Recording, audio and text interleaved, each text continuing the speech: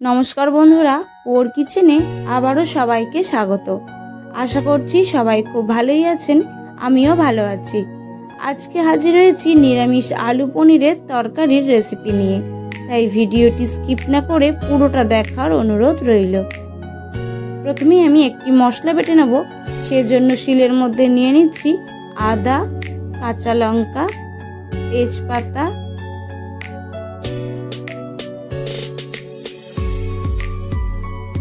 और सामान्य एकटू भेजानो गोविंदभोग चाल और दिচ্ছি पोस्त और किछुटा काजू बादाम और सामान्य एकटू जल दिए एकदम मिहि करे बेटे तुले राखबो। आमार चैनेलेर এই রান্নাগুলো যদি আপনাদের ভালো লেগে থাকে তাহলে লাইক কমেন্ট আর শেয়ার করে দেবেন। এবার একটা কড়াই বসিয়ে কড়ার মধ্যে সাদা তেল ভালো করে গরম করে নেব আর তারপরে ছোট ছোট করে কেটে রাখা আলুগুলোকে सामान्य एकटू लवण और हलुद दिए लाल लाल करे भेजे तुले राखबो। आमार चैनेल एखोनो ना सबस्क्राइब करा थाकले चैनेलटिके सबस्क्राइब करे बेल बाटनटी प्रेस करे पाशे थाकबेन और नोटिफिकेशन अल करे राखबेन एई रकम नित्य नतुन रेसिपि सबार आगे देखार जोन्नो। आलुटाकेও लाल लाल करे भेजे तुले निয়েছি। एबार ओई तेलेर मধ্যেই একটু বড় সাইজ করে কেটে রাখা পনিরগুলোকেও লাল লাল করে ভেজে তুলে রাখবো। যে কোনো নিরামিষ দিনে আপনারা এই পনির আলুর তরকারিটা করতে পারেন। পনিরটাকেও বেশ লাল লাল করে ভেজে নিয়েছি। এবার পনিরটাকেও একটা প্লেটের মধ্যে তুলে নিলাম।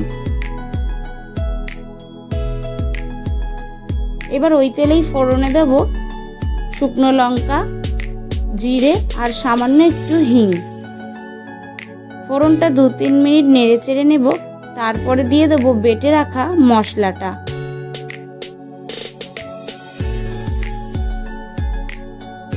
और दिए देब टमेटो कुचि, स्वाद मतो लवण, हलुदेर गुঁড়ো दिए मशलाटाके खूब भालो करे कषिয়ে নিতে হবে যতক্ষণ না মশলা থেকে তেল ছাড়ছে আর টমেটোটা বেশ গলে গলে যাচ্ছে ততক্ষণ মশলাটাকে কষিয়ে নিতে হবে।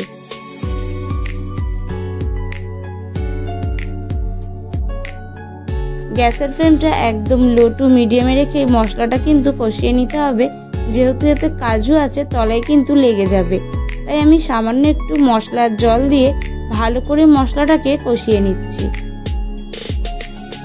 মশলার কালারটা আগের থেকে অনেকটাই চেঞ্জ হয়ে গেছে। এই সময় দিয়ে দেব 2 চামচ ফেটানো টক দই আর সামান্য একটু চিনি। এবার টক দইটাকেও দিয়ে মশলার সাথে ভালো করে কষিয়ে নেব।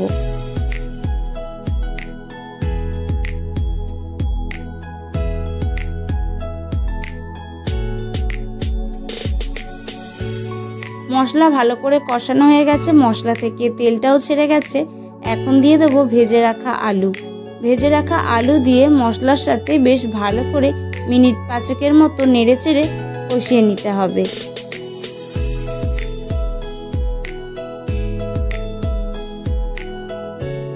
আলুর গায়ে যখন ভালো করে মশলাটা লেগে যাবে তখন দিয়ে দেবো সামান্য পরিমাণে জল। খুব একটু বেশি করে জল দেওয়া লাগবে না, অল্প পরিমাণেই জল দিয়ে দিয়েছি। আর দিয়ে দিলাম ভেজে রাখা পনির। এবার এই আলু পনিরটাকে ভালো করে নেড়ে চেড়ে মিশিয়ে নিয়ে ঢেকে রান্না করে নেব মিনিট 20 মতো।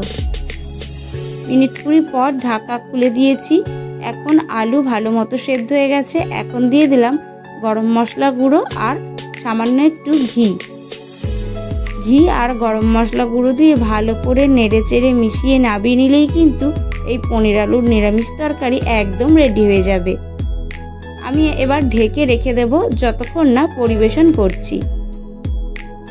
আশা করছি আজকের এই নিরামিষ আলু পনিরের তরকারি একটু হলেও ভালো লেগেছে। যদি ভালো লেগে থাকে লাইক কমেন্ট শেয়ার করতে ভুলবেন না কিন্তু। আর যদি খুব বেশি ভালো লেগে থাকে আপনাদের আত্মীয় পরিজন বন্ধুদেরকে শেয়ার করে দেবেন।